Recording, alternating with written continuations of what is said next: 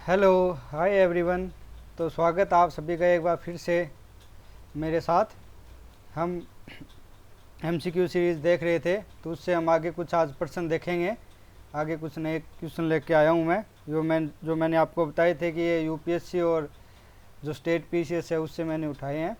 तो चलिए शुरू करते हैं बिना किसी देरी के आज की क्लास। और आप कमेंट करके ज़रूर बताया करें कि आपको ये क्लास कैसी लगी, आपको सेशन कैसा लगा। तो चलिए शुरू करते हैं। तो आज का पहला क्वेश्चन है ये,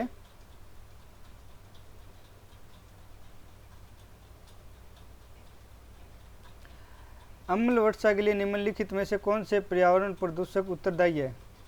तो आपके पास हमारा जो पैटर्न जो रहता है वही होगा। आपको मैं 10 सेकंड का टाइम दूंगा, तो आप उसमें सॉल्व करिए और बताइए। देखिए,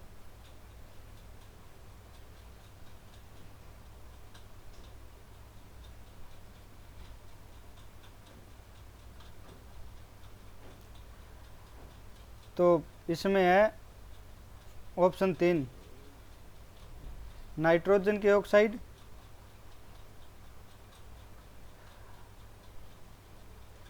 और सल्फर के ऑक्साइड, सल्फर डाइऑक्साइड या नाइट्रोजन ऑक्साइड। धरातल पर अति औद्योगिकरण तथा बढ़ते नगरीकरण के कारण उत्पन्न सल्फर डाइऑक्साइड और नाइट्रोजन ऑक्साइड जैसे रसायन वायुमंडल में जाकर एक ऐसी सघन परत बना लेते हैं जो वर्षा जल के साथ घुलकर धरातल पर क्रमशः सल्फ्यूरिक अम्ल और नाइट्रिक अम्ल के रूप में बरसते रहते हैं। इसे अम्ल वर्षा कहते हैं। तो अत्यधिक औद्योगिकरण का उद्योगों से जो धुआं निकलता है उसके कारण उसमें जो सल्फर डाइऑक्साइड और नाइट्रोजन के ऑक्साइड जैसे अनेक खतरनाक रसायन निकलते हैं उद्योगों में। तो वो क्या है कि जब जब बारिश होती है तो वो बारिश के साथ धरातल पर आते हैं, और जो संगमरमर के जो पत्थर होते हैं उनके लिए सबसे नुकसानदायक होते हैं ये।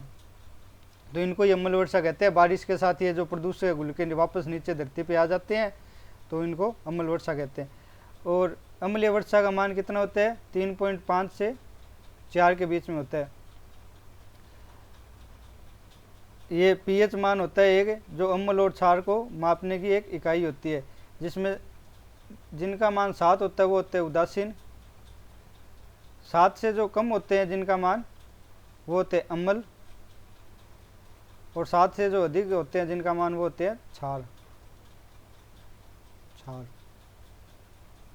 ये होते हैं उदासीन।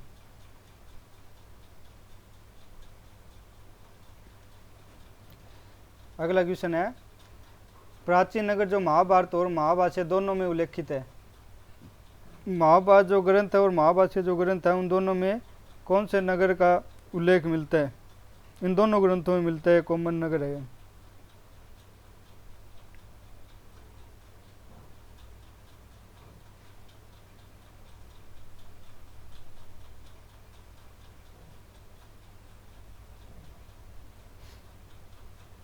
तो इसका है मध्यमिका या नगरी। आइए देखते हैं इसके बारे में थोड़ा जानते हैं। तो 4वीं शताब्दी ईसा पूर्व सिकंदर के आक्रमण से भारत में अनेक राज्यों के अस्तित्व और सुरक्षा को गंभीर खतरा उत्पन्न हो गया था। तो दक्षिणी पंजाब की सीवी जनजाति अन्य जातियों के साथ राजस्थान में आई और वर्तमान उदयपुर, जिसको पहले मेवाड़ बोला जाता था, इस क्षेत्र में निवास करने लगी। तो सीवी जनजाति पंजाब से राजस्थान में आई जब सिकंदर का आक्रमण हुआ, और यहाँ पे राजस्थान में उदयपुर जिला जो पहले मेवाड़ बोला जाता था वहाँ पे निवास करने लगी। इन्होंने अपनी राजधानी मध्यमिका या मजमिका भी बोला जाता है इसको बनाया। वर्तमान में हम इसे नगरी बोलते हैं। और ये कहाँ पे? वर्तमान में चित्तौड़गढ़ जिले में, राजस्थान के चित्तौड़गढ़ में नगरी है, जिसको पहले मध्यमिका या मजमिका बोला जाता था। इसी देश को हम सीवी देश भी कहते हैं। तो मेवाड़ प्रदेश का एक दूसरा नाम क्या है? सीवी प्रदेश। मेवाड़ का एक दूसरा नाम क्या है? सीवी प्रदेश।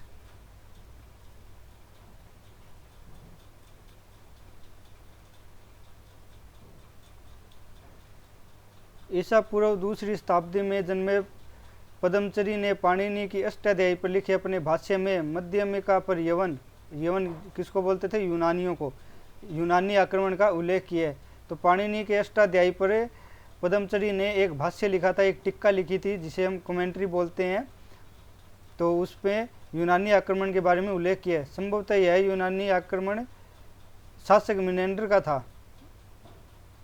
पतंजलि के महाभाष्य से भी पता चलता है कि यवन आक्रांता दूसरी सदी के पूर्व से प्रथम भाग में मध्यमिका तक आ पहुंचे थे। नगरी से प्राप्त गोसुंडी शिलालेख में शिवी राज्य सर्वतात का उल्लेख मिलता है, जो पाराशर गोत्र की एक महिला का पुत्र था। तो मध्यमिका से कौन सा एक अभिलेख प्राप्त हुआ है, शिलालेख प्राप्त हुआ है? गोसुंडी शिलालेख। तो आप इसको याद रखना, गोसुंडी शिलालेख।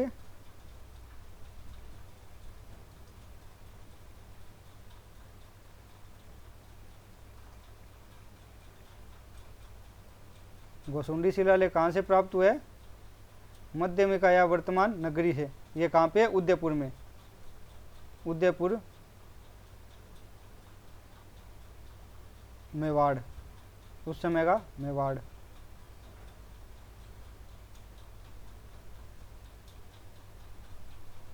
ठीक है, तो चलिए अगले क्वेश्चन पे चलते हैं।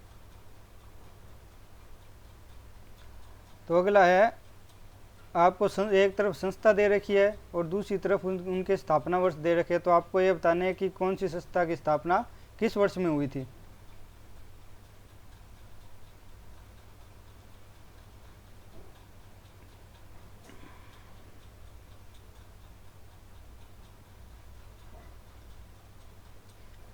तो राजस्थान सेवा संघ की स्थापना हुई थी 1919 में। देश हितैषी सभा की स्थापना हुई थी 1877 में। अखिल भारतीय देशी राज्य लोक परिषद की 1927 में। और चैम्बर ऑफ प्रिंसेस, जिसको नरेंद्र मंडल भी बोला जाता है हिंदी में, तो उसकी स्थापना 1921 में। ऑप्शन ए आएगा इसका। चलिए देखते हैं इसके बारे में थोड़ा।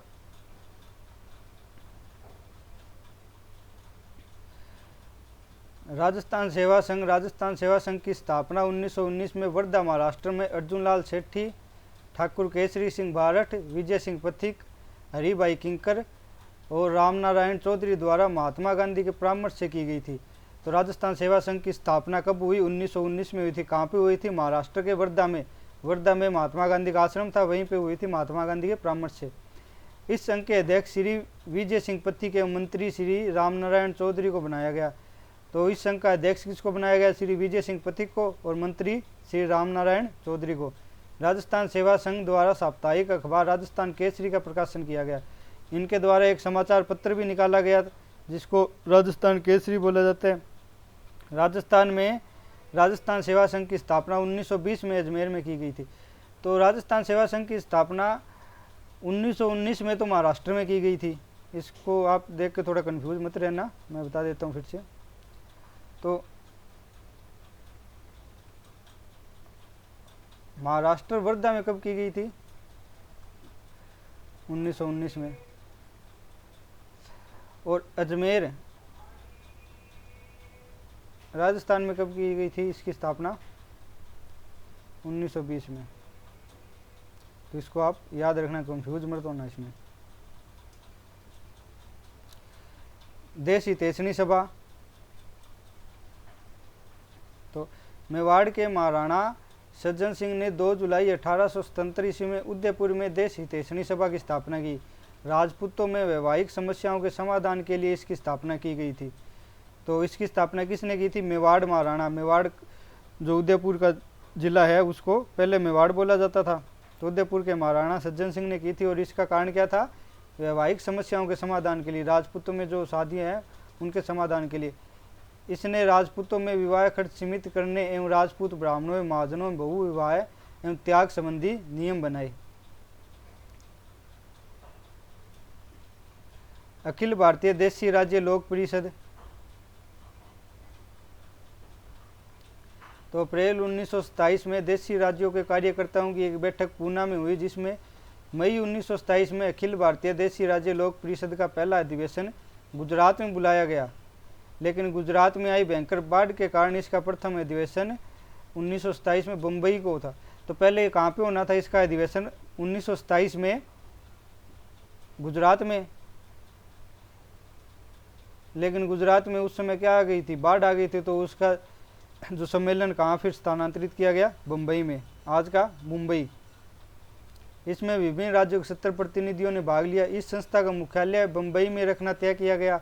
इसका मुख्य उद्देश्य देशी राज्यों के शासकों के तत्वाधान में उत्तरदायी शासन की स्थापना करना था। तो अखिल भारतीय देशी राज्य लोक परिषद जो बनाई गई थी उसका मुख्य उद्देश्य था जो देशी राज्य थे उन शासकों के अधीन उत्तरदायी शासन की स्थापना करना। अब नरेंद्र मंडल, जिसको इंग्लिश में बोलते हैं चैम्बर ऑफ प्रिंसेस, इसकी स्थापना 8 फरवरी 1921 में दिल्ली में हुई। दिल्ली में इसकी स्थापना हुई थी 1921 में। उस समय जो भारत के वाइसराय थे वो थे लॉर्ड रीडिंग, वही इनके अध्यक्ष बने एवं बीकानेर महाराजा गंगा सिंह को इसका प्रथम चांसलर नियुक्त किया गया था। इसका उद्देश्य देशी राज्यों की समस्याओं के संबंध में सरकार को अवगत कराना था। तो मैं आपको बताता हूँ कि नरेंद्र मंडल का जो निर्माण है वो जो देशी राज्य होते थे उनके अंदर क्या समस्या है क्या नहीं, तो देशी राज्यों के जो राज्य है वो एक समिति का गठन करेंगे और वो मिलकर उन समस्याओं को, उनके राज्य में जितनी भी समस्याएं हैं उन समस्याओं से सरकार को अवगत करवाएंगे, ये इसका उद्देश्य था। अगला है, आपको एक तरफ पर्वत शिखर दे रखी है और दूसरी तरफ उनके महाद्वीप दे रखे हैं। तो आपको बताना है कि कौन सा पर्वत शिखर किस महाद्वीप में है। सही उत्तर का चयन करना है, सही उत्तर का चयन कीजिए। तो आपके पास 10 सेकंड का टाइम है।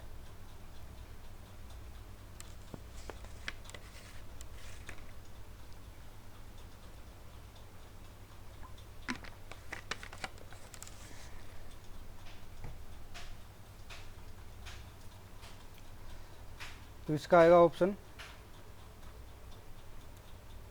2, कोसिस्को ऑस्ट्रेलिया में है, मैकिन्ले उत्तर अमेरिका में है, अल्ब्रूस है वो यूरोप में है और किलिमंजारो है वो अफ्रीका में। ये क्वेश्चन मैंने एक पिछली क्लास में भी बताया था, आप उसमें ज़रूर देखना। लेकिन उसमें क्या है कि ये जो ऑस्ट्रेलिया दे रखा है उसकी जगह न्यूजीलैंड था, उसकी जगह एक अलग था, और उसका पर्वत शिखर कौन सा था वो आप कमेंट करके बताना। ऑस्ट्रेलिया की जगह क्या था, न्यूजीलैंड था उसमें। और उस न्यूजीलैंड का कौन सा पर्वत शिखर था, ये न्यूजीलैंड का सबसे ऊंचा पर्वत शिखर था, तो वो आप बताना कौन सा था। इसके बारे में फिर से एक बार देख लेते हैं। तो कोसिस्को ऑस्ट्रेलिया में न्यू साउथ वेल्स राज्य में सनोई पहाड़ियों की मुख्य श्रृंखला में स्थित पर्वत शिखर है। यह ऑस्ट्रेलिया की मुख्य भूमि से सबसे ऊंचा बिंदु, जिसकी ऊंचाई समुद्र तल से 2228 मीटर है। तो कोसिस्को कहाँ पे है, ऑस्ट्रेलिया में। मैकिन्ले यह संयुक्त राज्य अमेरिका के अलास्का राज्य में है। तो इसकी उत्तरी अमेरिका महाद्वीप की सबसे ऊंची चोटी है ये मैकिन्ले। अल्ब्रूस यूरोप में है, यूरोप एशिया महाद्वीप की सीमा पर है, काकेश क्षेत्र में, जिस या काकेश पर्वत श्रृंखला पर, और जिसको मैंने बताया थी काकेशस भी बोला जाता है। इस पर्वत शिखर को लेकर विवाद है कि यह यूरोप में है या एशिया में। यदि इसे यूरोप महाद्वीप का हिस्सा माना जाए तो यह यूरोप का सबसे ऊंचा पर्वत शिखर होगा। तो इस जो अल्ब्रूस पर्वत है वो एक तरफ यूरोप और एक तरफ एशिया, तो यूरोप और एशिया की सीमा पर है। अगर इसको यूरोप का हिस्सा माना जाता है तो ये यूरोप का सबसे ऊंचा पर्वत शिखर है। किलिमंजारो अफ्रीका के तंजानिया में है और ये अफ्रीका का सबसे ऊंचा पर्वत शिखर है, जिसकी ऊंचाई 5895 मीटर है। अगला है, निम्नलिखित में से कौन से किसी प्रदेश की जैव विविधता के लिए संकट हो सकते हैं। तो आपको बताना है कि जैव विविधता के लिए संकट कौन कौन से हैं। भूमंडलीय तपन, प्राकृतिक आवास का विखंडन, विदेशी जातियों आक्रमण और शाकाहार को प्रोत्साहन। अगर इसमें आपको एक भी पता हो ना तो आप आसानी से इसका आंसर निकाल सकते हैं एलिमिनेशन से।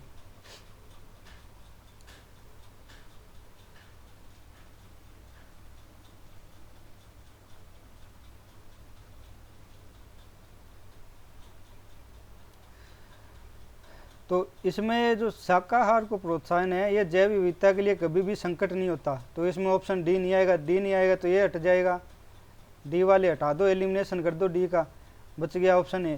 तो ये ऐसे क्वेश्चन होते हैं, ये बहुत ही ज़्यादा आसान होते हैं, आप इनको एलिमिनेशन मेथड के द्वारा बिल्कुल आसानी से सॉल्व कर सकते हैं।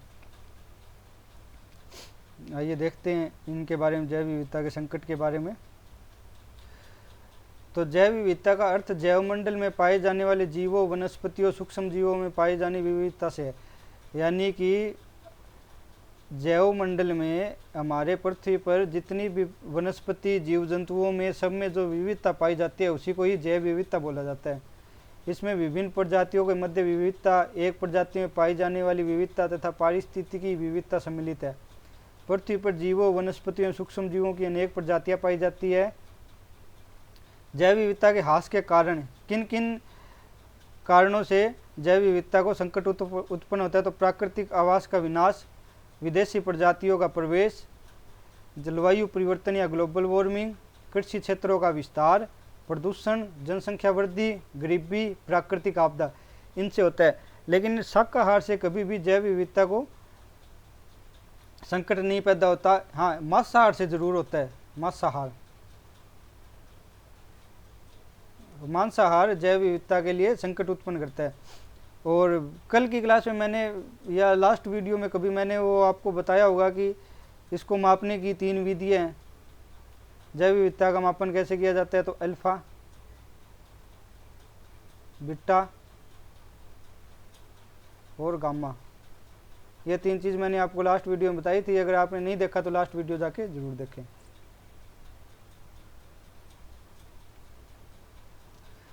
तो अगला क्वेश्चन है, सूची 1 को सूची 2 के साथ सम्मिलित कीजिए। नीचे दिए कूट की सहायता से सही उत्तर का चयन कीजिए। तो एक तरफ दे रखा है औद्योगिक देश, दूसरे तरफ दे रखे हैं ये कहाँ पे है। ये जो औद्योगिक क्षेत्र है कौन से देश में है, आपको मिलान करना है।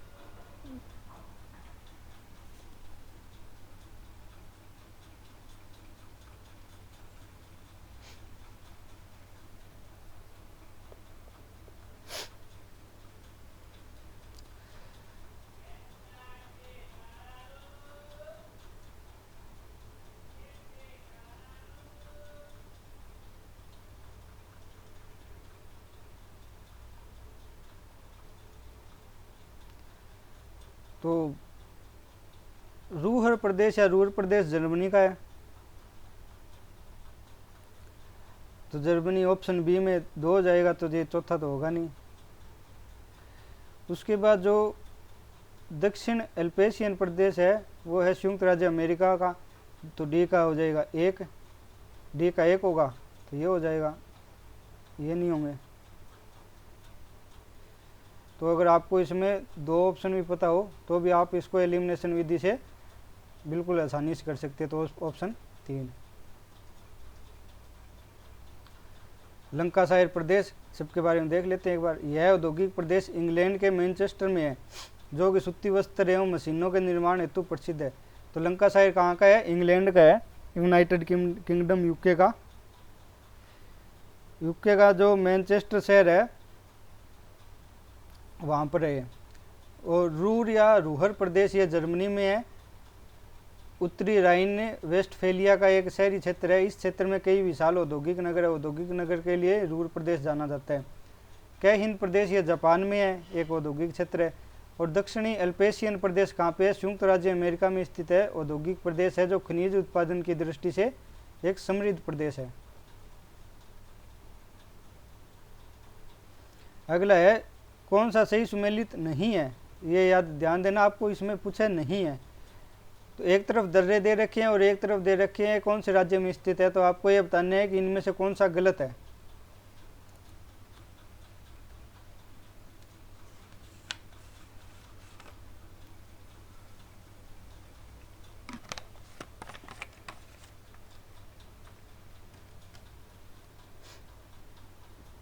तो ये जो शिपकिला है ये जम्मू कश्मीर में नहीं है, ये कहाँ पे है? हिमाचल में।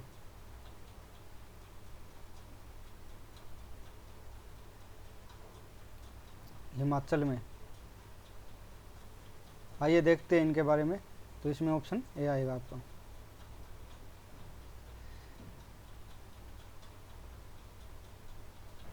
शिपकिला हिमालय का एक प्रमुख दर्रा जो भारत के हिमाचल प्रदेश के कन्नौज जिले को तिब्बत के न्यारी विभाग के जांदा जिले से जोड़ता है। तो ये कहाँ पे है? हिमाचल प्रदेश में। जलेपला हिमालय का ये पहाड़ी दर्रा है जो भारत के सिक्किम राज्य को दक्षिणी तिब्बत की चुंबी घाटी को जोड़ता है, तो भारत के सिक्किम में। बोमडीला दर्रा ये अरुणाचल प्रदेश में है। इस दर्रे से होकर तिब्बत जाने का मार्ग खुलता है। यह दर्रा अरुणाचल प्रदेश को तिब्बत की राजधानी लहासा से जोड़ता है। और जो मान्ना दर्रा और नीति दर्रा है, यह भारत चीन सीमा पर स्थित हिमालय का एक प्रमुख दर्रा है। भारत की तरफ से उत्तराखंड के प्रसिद्ध बद्रीनाथ मंदिर के निकट है। मानसरोवर झील व कैलाश जाने का रास्ता यहीं से है। तो मान्ना दर्रा से मानसरोवर झील जाने का रास्ता, कैलाश जाने का रास्ता यही है। और ये कहाँ के, बद्रीनाथ जो मंदिर है उसके पास है। नीति दर्रा ये उत्तराखंड का है और तिब्बत से जोड़ने वाला हिमालय का प्रमुख दर्रा है। तो एक बार क्वेश्चन को फिर से देख लेते हैं। तो शिपकिला जम्मू कश्मीर का नहीं, हिमाचल का है। जलेपला सिक्किम का, बामडीला अरुणाचल प्रदेश का और मान्ना दर्रा और नीति दर्रा दोनों कहाँ के, उत्तराखंड के। आप इनको दर्रों को याद रखना।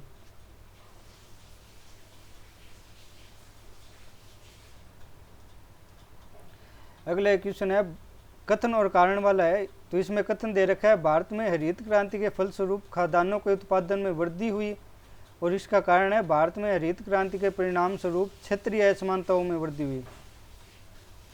तो कोट आपको बताना है कौन सा इसमें सही होगा, 1, 2, 3 और 4 में से।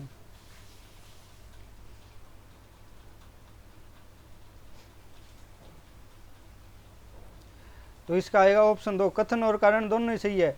जब भारत में हरित क्रांति आई थी तो खाद्यान्नों के उत्पादन में अत्यधिक वृद्धि हुई थी, इसीलिए हरित क्रांति आई थी। हरित क्रांति बोलते हैं इसको। यह मुख्यतः कहाँ हुई थी, पंजाब वाले क्षेत्र में हुई थी। और हरित क्रांति के परिणाम स्वरूप क्षेत्रीय असमानताओं में भी वृद्धि हुई। क्यों? क्योंकि जहाँ पे हरित क्रांति आई थी वहाँ पे सरप्लस हो गया था खाद्यान्नों का। जहाँ पे हरित क्रांति का विकास नहीं हुआ था वहाँ वो पिछड़ गई थी, तो इसलिए असमानता भी है। लेकिन ये एक दूसरे का कारण नहीं है। आइए देखते हैं इसके बारे में। तो भारत में हरित क्रांति या सदाबहार क्रांति लाने का श्रेय डॉक्टर MS स्वामीनाथन को है। स्वामीनाथन साहब थे, उन्होंने हरित क्रांति को भारत में लाए थे। भारत में हरित क्रांति की शुरुआत 1967-68 में हुई थी। प्रथम हरित क्रांति के बाद 1983-84 ईस्वी में द्वितीय हरित क्रांति की शुरुआत हुई। तो पहली क्रांति कब आई, 1967-68 में, 67-68 में। दूसरी 1983 और 84 में। हरित क्रांति से अभिप्राय कृषि में उत्तम बीजों, उर्वरकों तथा सिंचाई के अत्याधुनिक साधनों एवं नवीन उपकरणों एवं तकनीकों के प्रयोग द्वारा गुणात्मक तथा गत्यात्मक वृद्धि करना है। यानी कि हरित क्रांति से जो आपका अभिप्राय है, किसको हरित क्रांति बोलेंगे तो अच्छी किस्म के बीज लाएंगे, कृषि की जो व्यवस्था है वो बिल्कुल आधुनिकीकरण करना, उसमें सिंचाई व्यवस्था में आधुनिकीकरण लाना, संसाधनों का, नए नए साधनों का, आधुनिक साधनों का उपयोग करना, ये सब क्या है, हरित क्रांति है। हरित क्रांति के तहत अपनाए गए उत्पादों के परिणाम स्वरूप भारत में पश्चिमोत्तर भागों हरियाणा, पंजाब, पश्चिमी उत्तर प्रदेश इत्यादि में गेहूं और चावल के उत्पादन में तीव्र वृद्धि हुई और भारत खाद्यान्नों के मामले में आत्मनिर्भर हो गया था। लेकिन भारत में हरित क्रांति का लाभ कुछ क्षेत्रों तक सीमित रहा, इससे क्षेत्रीय असमानता को बढ़ावा मिला। तो भारत का जो पश्चिमोत्तर हिस्सा है, ये जो है, जो हरियाणा, पंजाब, पश्चिमी उत्तर, सिर्फ इन्हीं इलाकों में हरित क्रांति आई थी, बाकी प्रदेशों में हरित क्रांति का असर नहीं देखने को मिलता, इसलिए क्षेत्रीय असमानताओं को भी बढ़ावा मिला। तो आप इसको याद रखना। अगला एक, निम्न में से भारत सरकार अधिनियम 1919 के बारे में असत्य कथन को चिन्हित कीजिए। कौन सा कथन गलत है? गलत है। तो भारत सरकार अधिनियम 1919-1921 में लागू हुआ। यह अधिनियम मार्ले मिंटो सुधार के नाम से जाना जाता है। मोंटेग्यू भारत के राज्य सचिव और लॉर्ड चेम्सफोर्ड भारत के वायसराय थे। इस अधिनियम में केंद्रीय प्रांतीय विषयों को अलग कर दिया गया था। तो आपको बताना है कि कौन सा इसमें गलत है।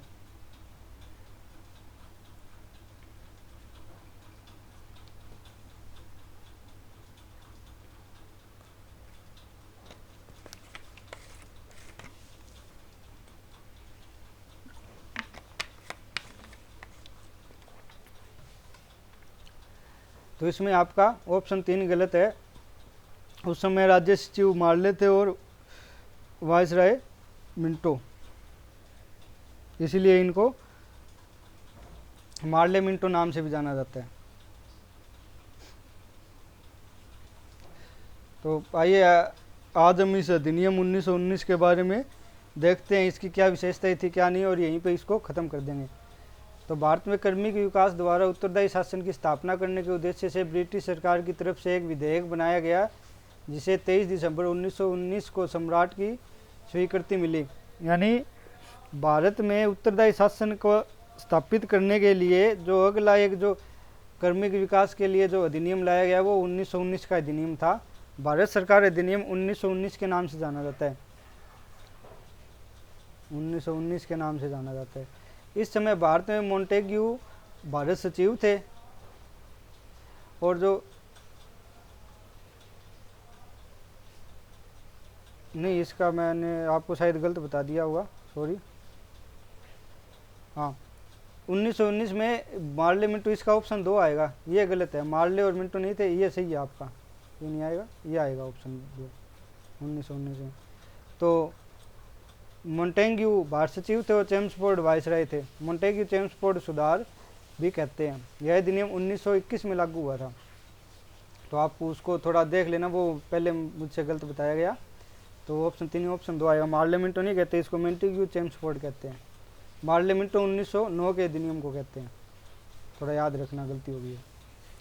भारत सरकार अधिनियम 1919 की प्रमुख विशेषताएं देख लेते हैं। इस अधिनियम द्वारा प्रांतों में तो आंशिक रूप से उत्तरदायी परंतु केंद्र में निरंकुश एवं अनुत्तरदायी शासन बना रहा। तो 1919 अधिनियम मुख्यतः किसके लिए लाया गया था? प्रांतों में उत्तरदायी शासन स्थापित करने के लिए। इस अधिनियम से पहले भारत में एक सदनात्मक विधानमंडल था, परंतु अब द्विसदनात्मक विधानमंडल बनाया गया। तो प्रांतों में द्विसदन लाया गया। प्रांतों में द्वैध शासन प्रणाली की भी शुरुआत की गई। द्वैध शासन के जनक लियोनिल कोर्टिस को माना जाता है। द्वैध शासन के जनक किसको कहा जाता है? Lionel Cortés. द्वैध शासन लाया गया, हस्तांतरित और आरक्षित विषयों में इनको बांटा गया। आरक्षित विषय और हस्तांतरित विषय।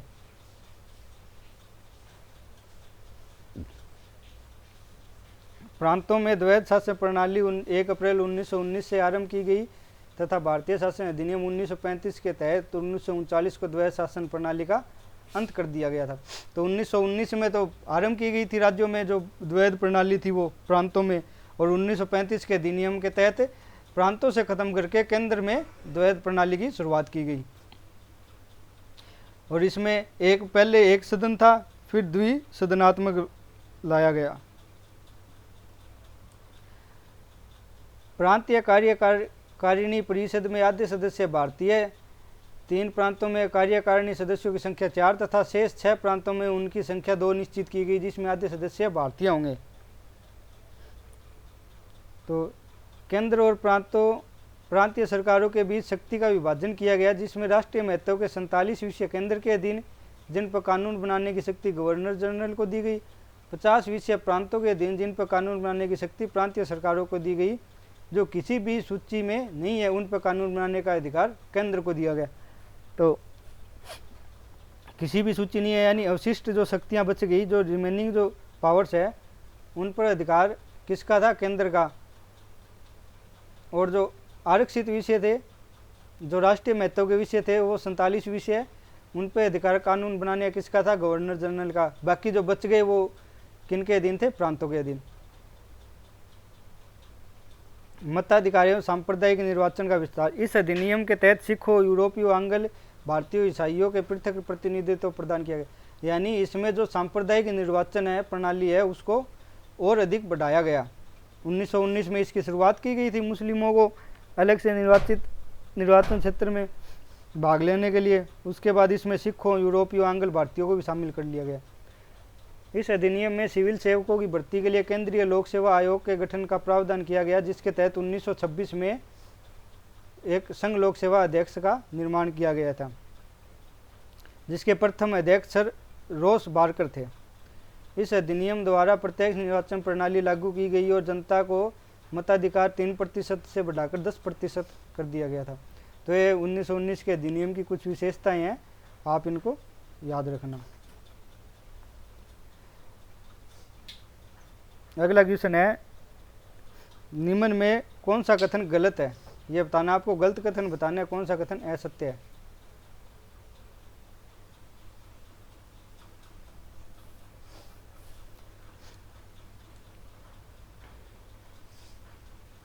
तो इसमें ऑप्शन 2।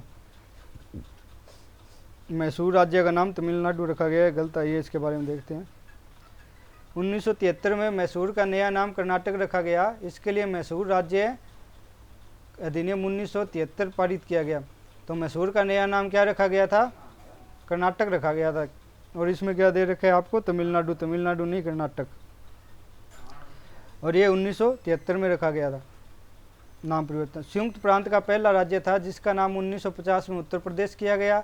वही 1969 में मद्रास का नाम तमिलनाडु रखा गया। तो तमिलनाडु जो नाम रखा वो किसका रखा गया था? मद्रास का रखा गया था। संविधान में मौलिक कर्तव्यों को कब सम्मिलित किया गया? 1975, 76, 78 और 1979 में। और ये मैंने आपको पहले बताया था, लास्ट क्लास में मैंने आपको करवाया था, मैं फिर से बता दूंगा थोड़ा बहुत इसके बारे में। तो 1976 इसका उत्तर आएगा। ये किसकी सिफारिश पर? सरदार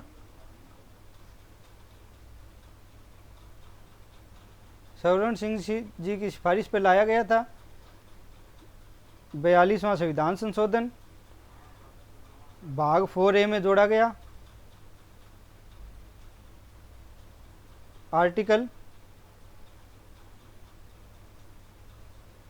कौन सा था? 51A, जिसे मूल रूप से 10 कर्तव्यों को जोड़ा गया और 2002 में 11वां कर्तव्य जोड़ा गया था। ये मैंने आपको लास्ट क्लास में पूरा इसके बारे में बताया था, आप इसको याद रखना। अगला एक ये लास्ट क्वेश्चन है हमारा, इसको देख लेते हैं। केंद्रीय सूचना आयुक्त का कार्यकाल होता है 5 वर्ष या 62 वर्ष की आयु, 6 वर्ष या 65 वर्ष की आयु, 5 वर्ष या 65 वर्ष की आयु, 6 वर्ष या 62 वर्ष की आयु। तो आप बताइए, 10 सेकंड का टाइम है।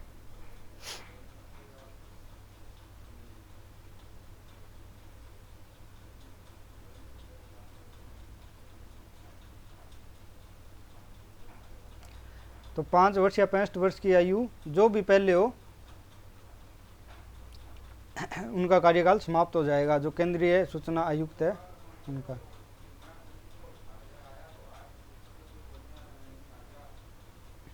तो केंद्रीय सूचना आयोग की स्थापना 2005 में केंद्र सरकार द्वारा जारी शासकीय राजपत्र अधिसूचना के माध्यम से की गई थी। यह स्पष्ट है कि CIC एक संवैधानिक निकाय है। तो इसकी स्थापना कब की गई थी? 2005 में। और ये एक संवैधानिक निकाय, याद रखना। यह स्वतंत्र निकाय है जो किसी व्यक्ति या संस्था द्वारा दर्ज की गई शिकायतों की जांच करता है। इनका गठन की क्या प्रक्रिया कैसे होता है? तो केंद्रीय सूचना आयोग में एक मुख्य आयुक्त और अधिक से अधिक 9 सूचना आयुक्त होते हैं, यानी 9 प्लस मैक्सिमम 9 प्लस 1, यानी अधिकतम 10 सदस्यों से मिलकर बनी एक संवैधानिक संस्था है। आयोग के सदस्यों की नियुक्ति राष्ट्रपति प्रधानमंत्री की अध्यक्षता वाली सिफारिश समिति के आधार पर करता है।